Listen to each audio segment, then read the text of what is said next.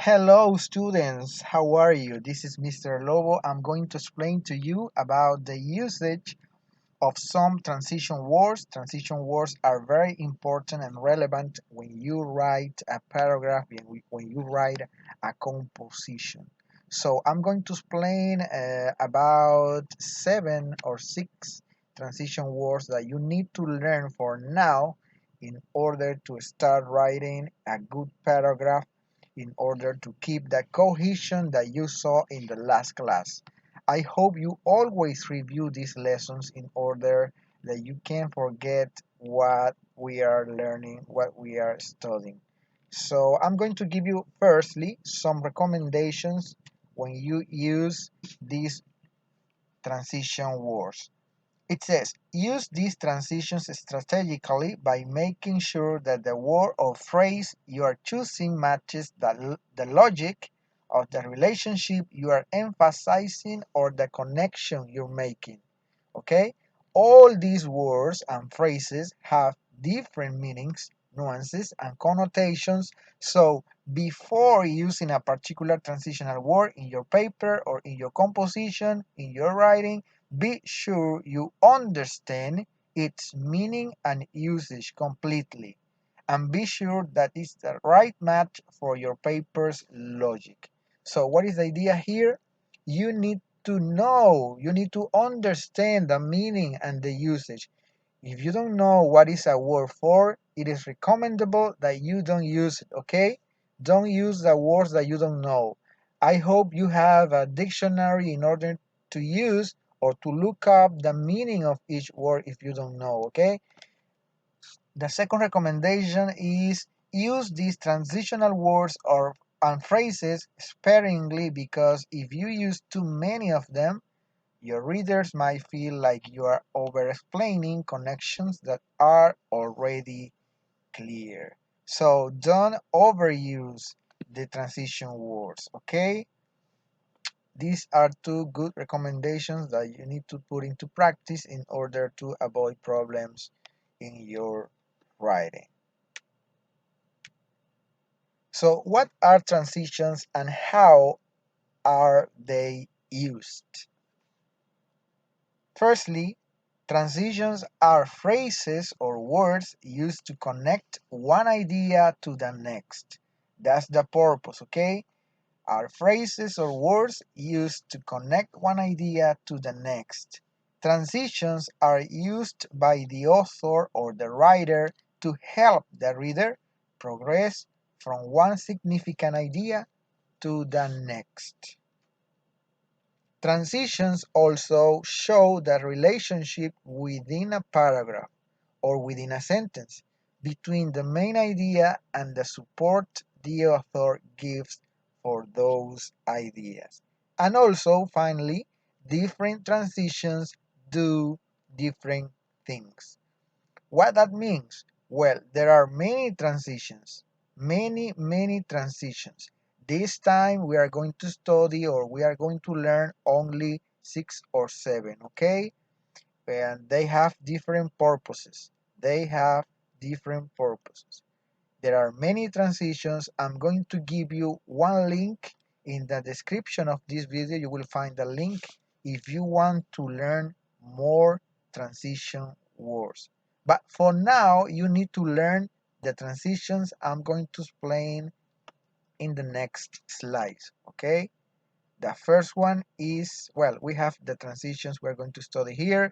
For instance, while, unlike, finally, consequently, due to, similarly, moreover. Okay? At least, well, we have eight transition words this time. Each of these transitions have a different purpose. Okay? For instance, when do we use the phrase for instance? Well, we use it when we want to give examples to illustrate what we are writing. For example, it says, these transitional devices, like especially, are used to introduce examples as support. just like I said, to indicate importance or as an illustration so that an idea is cued to the reader. Example. Well, I don't have examples here, but let's suppose we are talking about the provinces of Panama. I can say, for example, Herrera, Los Santos, Chiriquí, etc. Okay? I think this is easy. For instance, consequently. When do we use consequently? Well, we use it to when we are talking about effects and results. This is a time word that is used to show that after a particular time there was a consequence or an effect. So we can use consequently to show effect and result. Example, she's not conscious of any reason why she should be awkward. Consequently, her movements are free and graceful. You see the word here? Consequently. One thing has a result. One effect has a result. Okay? Number 3. Unlike. Unlike is used when we are talking about contrasting. Okay? When we are talking about opposite ideas or contradictory ideas. Example, unlike Gabriel, who was gentle, teasing, Daniel was demanding. Okay? Opposite ideas. Repeat. Unlike Gabriel, who was gentle, teasing, Daniel was demanding. Unlike, to show or to refer a contrast, okay? To contrast ideas. The next transition word is finally. We use it to conclude a paragraph, to conclude an idea. This is a very easy transition word. Example, finally, they had to leave the apartment. Finally, okay? Next, due to. We use due to refer to a cause, okay? A cause. For example, the failure may be due to defects or improper use. It's referring about the cause of a given result, okay? The failure may be due to, debido a, defects or improper use. This is the result of this, okay?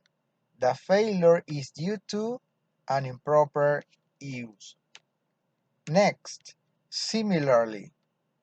We use similarly when we are comparing ideas, when we are comparing things. For example, similarly, foreign vessels prevail over Italian vessels in regard to goods embarked. Okay? Similarly, foreign vessels prevail over Italian vessels in regard to goods embarked. Similarly, you are making a comparison. You are comparing foreign vessels to Italian vessels. A comparison. And this is useful. And this is used to do a, um, a comparison between two ideas. Next, moreover. We use moreover when we want to add information to a given paragraph or to a sentence. You are talking about one thing and you would like to add some more information. You say moreover, comma, moreover. Okay, example. His report was poorly written and moreover, it had no real substance. Okay, you're talking about his report. You are saying that his report is poor, but you want to add something else. What else? It had no substance. Okay, you say moreover, moreover to add more information. And the last one is while, while, time relationship, to refer to time relationship. I was doing this thing while my brother was doing another thing, okay? That's the way we can use while. Example, towards evening, he told his men to ride home by the main road while he went by another way that was somewhat longer. Repetition. Towards evening, he told his men to ride home by the main road while he went by another way that was somewhat longer.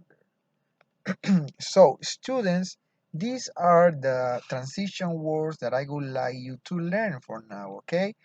I told you at the beginning of this video that there are many transition words, okay? But now I want you to learn at least the ones I've presented you. Now it's time to practice. You are going to Google Classroom and there you will find a link, a test mode link, in which you have to complete some exercises about the use of this and also about the use of pronouns. Okay? So I hope you do it. I hope you do that practice because this is going to help you to improve your writing. If you write a composition, if you write a paragraph and you don't use transition words, if you don't use the pronouns properly, correctly, then your work is going to be not good. It's not going to be good. So I hope you put this into practice because these words, these transition words, are going to help you to enrich your writing and you will be a good writer, okay? So go to Google Classroom and do what is required there. Have a nice time.